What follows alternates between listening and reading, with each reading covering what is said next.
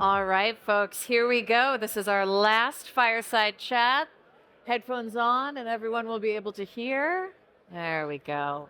We saved the best for last, Jorgen. Oh, I'm loving this silent disco vibe. Isn't it Yeah, fun? it's great. Yeah, definitely. Yeah, we're just going to turn some music on after this. We can all dance.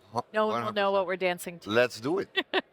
Welcome. It was such an honor to have you here on the stage with It's us. great to be here. Thank you. Yeah. So we have been talking all day with entrepreneurs in all different industries. And so folks may wonder, what is a very talented comedian doing on the stage here with us? So tell me about what you're doing today, what you're focusing on, and what it means for this audience. Well, nowadays I'm the Chief Inspirational Officer at Leonard and Leonard, which is a company that brings together technology, research, and people to find solutions for modern day, let's say, social problems. For instance, we have a platform that with which we help the gemeente Den Haag Yeah. with participation. Because since January 1st, the Omgevingswet, it's the Dutch name for it, has gone into law, which means that all the Nederlandse gemeentes, they have to do more with participation towards the people. So we're helping them with a participation game that we developed. Together with the FIU, the Financial Intelligence Unit, we developed a platform for not social security, for cybersecurity awareness. Cybersecurity. I have to switch to English. I'm sorry, but cybersecurity awareness. We have just developed a new platform which helps us with European migrant workers to bring a better insight in where they're coming at, when they come in Holland, to what they can expect from the people they're working for, the housing, what they need to integrate into the community. And we also have a platform which we're working on, which it's My Baby, which is the multiplicity platform. Okay. And that is a platform that is more focused on diversity and inclusion. But we call it multiplicity because diversity and inclusion in a lot of corporate communities now is a bit of a drag. People don't want to listen to that anymore. People are, listen, it doesn't bother me. I don't have anything with it. So why the hell should we start about it again? Yeah. And it's also often that it goes from victim and from a victimization of people that are marginalized. Yeah. And we say no. We don't look at it that like anyway. It's not like you have to give everybody a chance and everybody has to be able to join in the workforce. No, we need everybody in the workforce. We need the diversity of people because research has shown. I mean, Harvard University has done the research. McKinsey has done the research.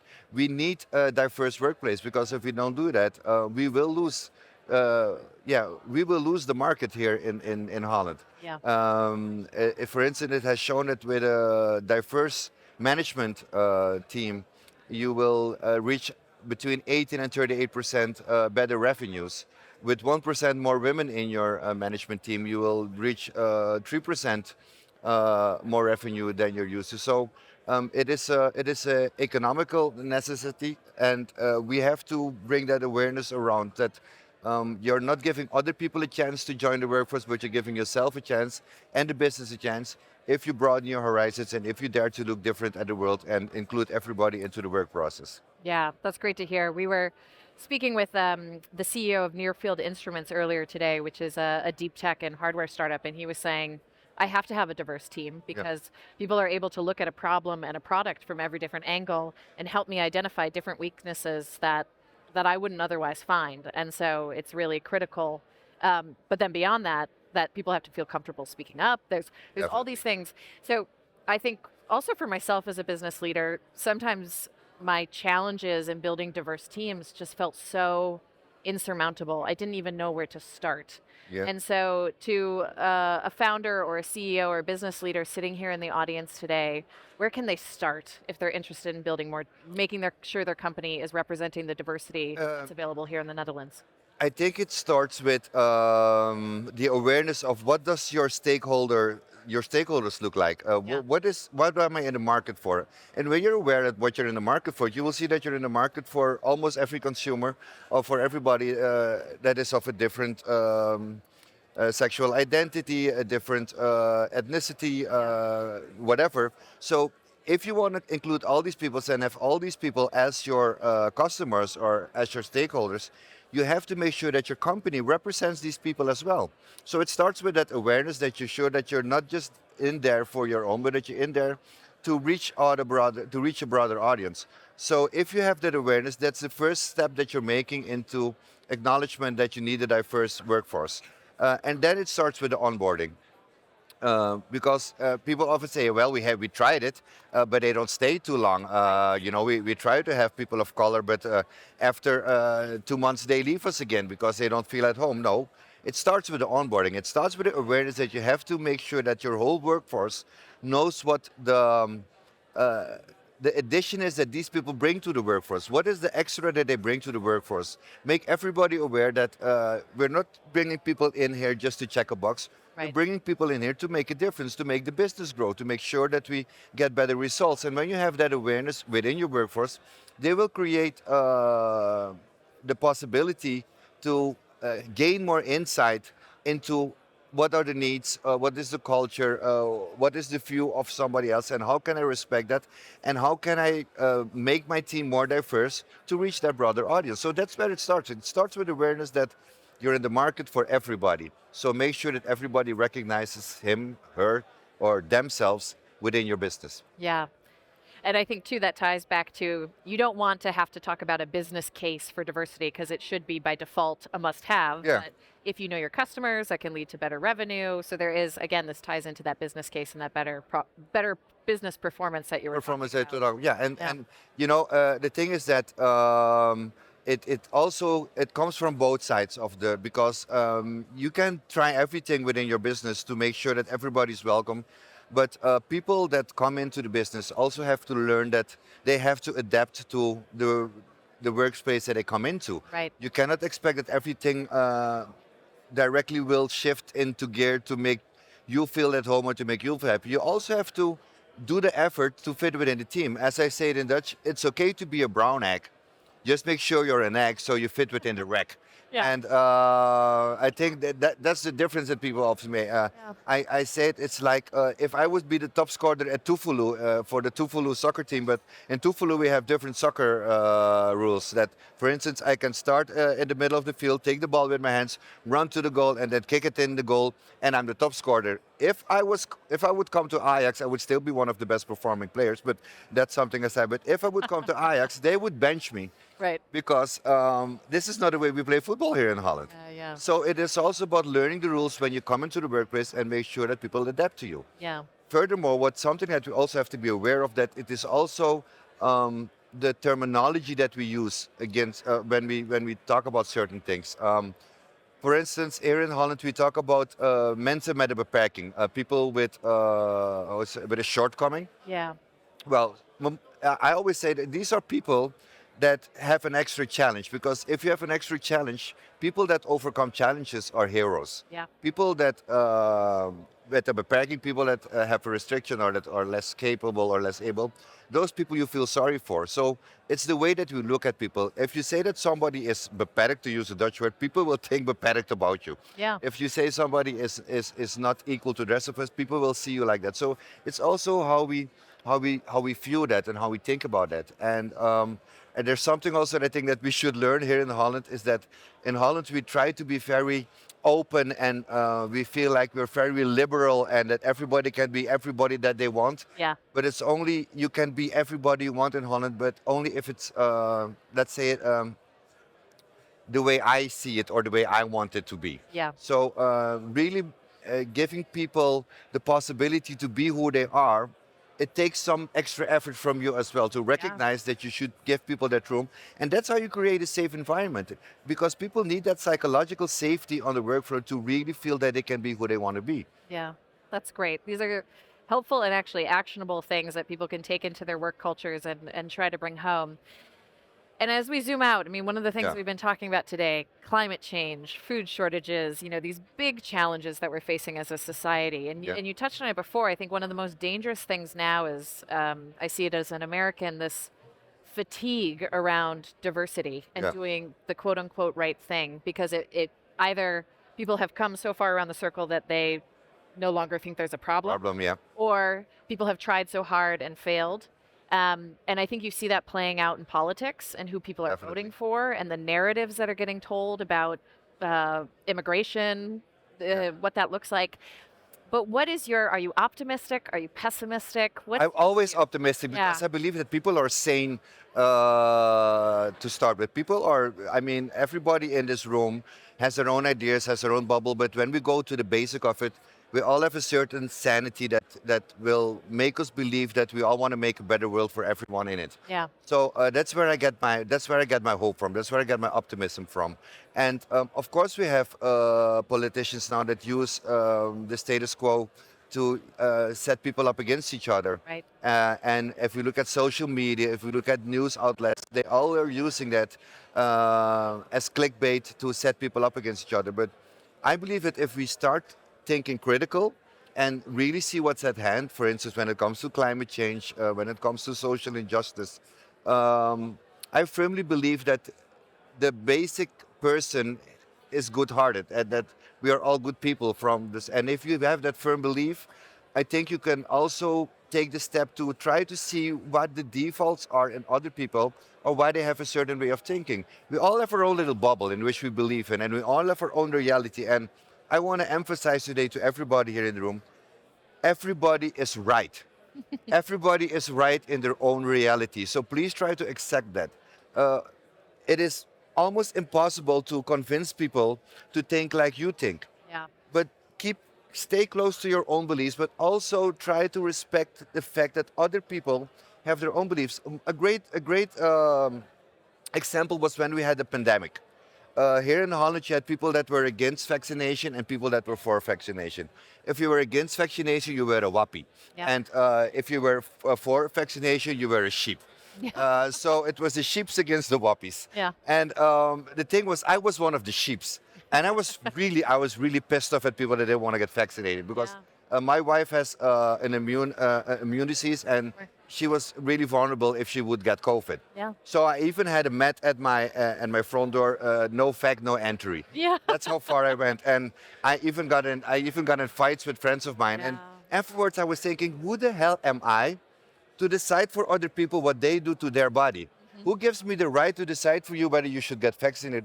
It is your decision. I mean, I can make sure that if I'm vaccinated, I will protect myself, and it's up to you what you do with it. Yeah. So that's the world we live in. You have people that believe in science, like I do, and you have people that believe in Facebook. So give the people that believe in Facebook their room to do that, because that's their reach. And I'm not saying it as to insult them, but it is the reality of people that they find their truth within social media. They find Yeah. the truth online, and if you get into the wrong rabbit hole, people firmly believe what they read. So try to understand that and don't get into a fight with them, but just keep the conversation going until you can find a way to find common ground to really work together, because that's the only way we're going to survive this whole polarization that's going on, is finding common ground on different bases so that we can go further with each other. Yeah, amen. I think Yeah. that's a very reasonable approach, which is what we need.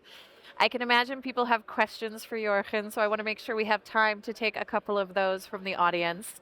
Would Sure. anyone like to ask a question? Just raise your hand. We have one right here. Thanks, Leonie. Hi. Hi everyone. I have a question, and thank you so much for all What's your name? I'm set up. Hi, Sarah. Hi. So my question is the following. I have been advising some scale-ups and often have raised the topic of diversity, because sometimes you just see out of 70 people, there are only 2 people that have brown hair, Yeah. for example. And when I pointed this out, I often was met with this quote, and it was like, yeah, we don't do positive discrimination. And often this led to a dead end. Yeah.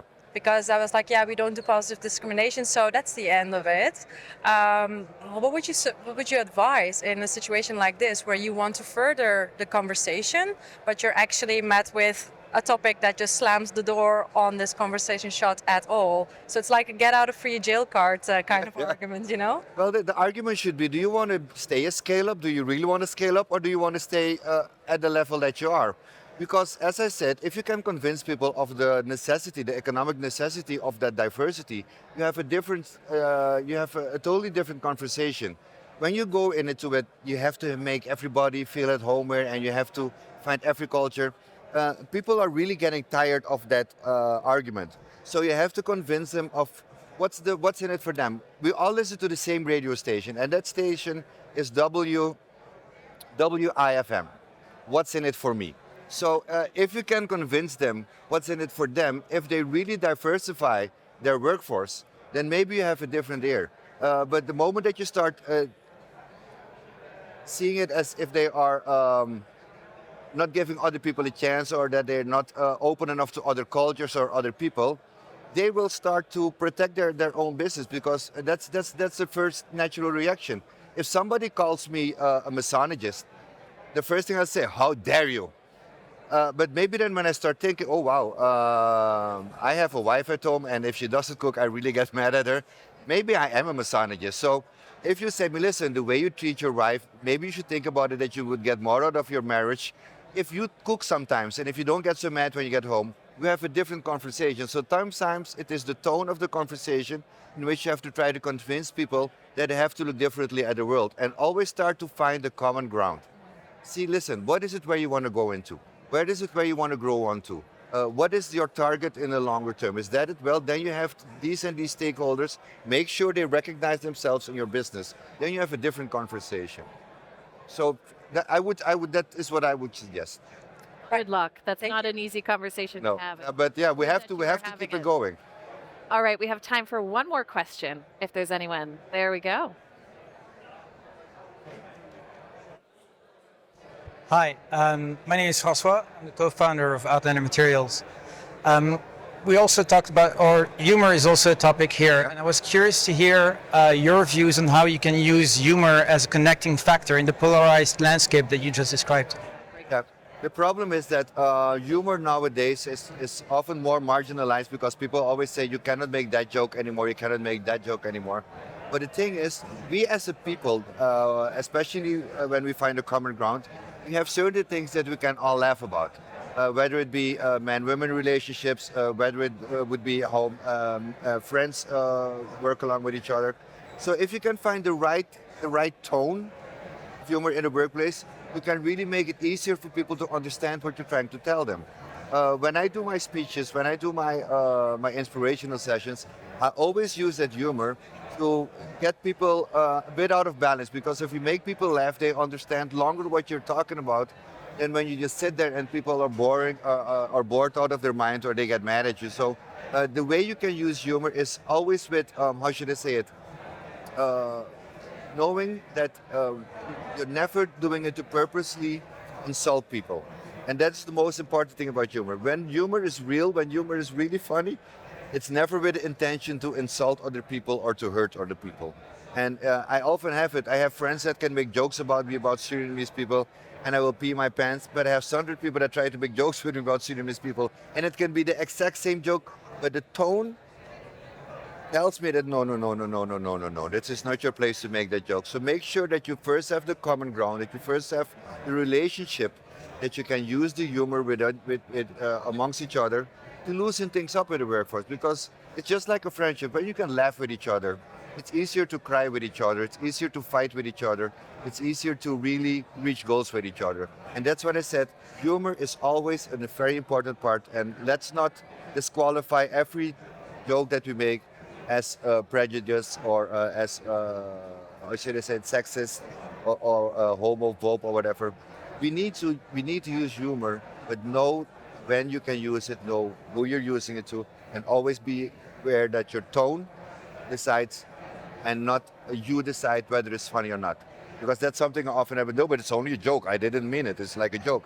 I didn't mean it to be hurtful. It was a joke. When I slap you in the face and I say I didn't mean it to be hurtful, it will hurt you. So it's not for me to decide whether it's hurting or not. It's for the one that is on the receiving end. Always be aware of that when using humor. The one on the receiving end has to be able to laugh with you. That's great. And I see some laughter here right now. So we'll all remember this.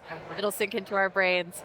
Jorgen, it was great to have you. It was great to be here. And if any one of you want to link with me on LinkedIn, I just found out that I have this QR code that you just can scan. So just walk up to me, scan my QR code, and let's link on.